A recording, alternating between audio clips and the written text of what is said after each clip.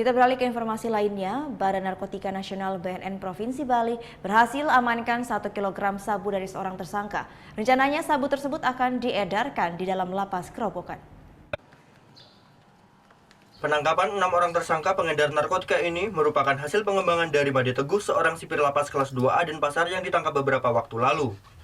Keenam tersangka jaringan lapas Kerobokan ini ditangkap di beberapa lokasi dan waktu yang berbeda. Mereka adalah Halim Sanjaya, Dewa Kade, Joni, Nyoman Suparta, Wayan Gunawan, dan Ahmad Mustafa. Kepala BNNP Bali, Brigjen Pol Swastawa menjelaskan, barang bukti yang berhasil diamankan dari 6 orang tersangka sebanyak 1,58 kg.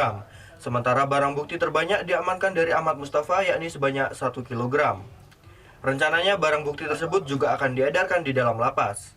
Yang sindikat lapas yang kita kembangkan dari MT yang kita kembangkan kemarin dari sipir itu. Jadi mereka semua ini adalah pengedar-pengedar di luar. Dari pengedar di luar ada juga sebagai pengendali, ada juga sebagai kurir gitu. Jadi di antara mereka memang mata rantai terputus, kita mampu mengungkap mereka berdasarkan jaringan-jaringan informasi yang ada dalam IT. Keenam tersangka ini dijerat dengan Undang-Undang tentang Narkotika dengan ancaman maksimal 20 tahun penjara. Surya Sanjaya melaporkan untuk NET.